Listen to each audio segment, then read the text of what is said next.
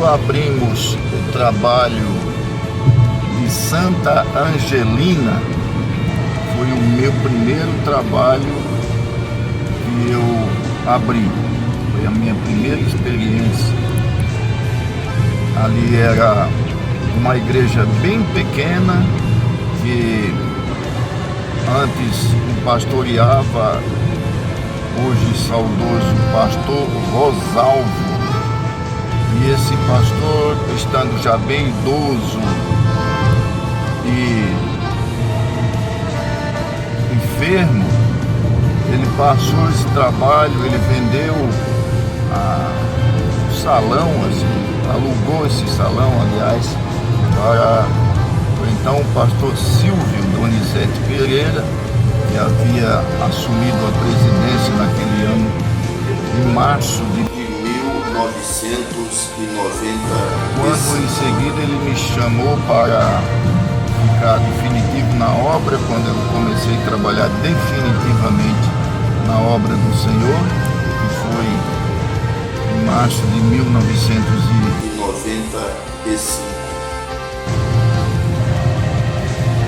Eu, a princípio, relutei bastante, não queria vir, devido a gente tinha uma outra pretensão, um emprego, etc. Mas relutando e fui teimar. Naquela época eu vendia calçados e eu vendia muito calçado.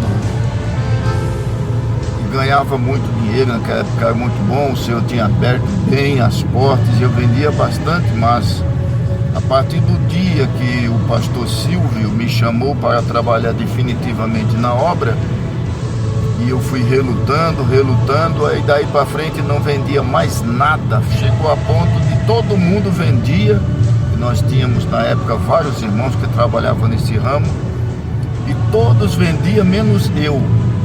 Até que eu entendi que realmente o meu chamado para a obra era a solução. E eu fui, e o Senhor me abençoou, e trabalhamos pela misericórdia de Deus definitivamente na igreja por quase 28 anos. Foi uma bênção e o Senhor é o melhor patrão, nunca faltou nada. Sou abençoado, penso num crente abençoado, sou eu e a minha casa, a minha família. Pois bem, eu então fui enviado para abrir o trabalho ali, um cooperador, no Santa Angelina, na rua 7 de setembro, rua 7, que é Rua Itália, número 3700 e alguma coisa, não me lembro agora. Sei que é 3.700, parece-me que 38, uma coisa assim. O número realmente eu fico devendo, não me lembro agora. Mas ali era um salãozinho pequeno e nós começamos a abrir, pregar. A irmã, minha mãe 2, irmã Toninha Cortez, me acompanhou ali todo o tempo como a dirigente do círculo de oração.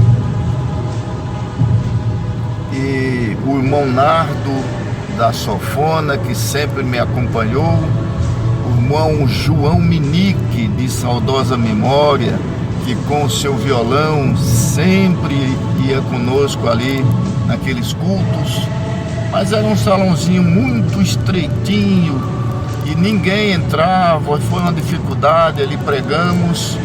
E me lembro que um dia foi um senhor para ouvir a mensagem do Evangelho.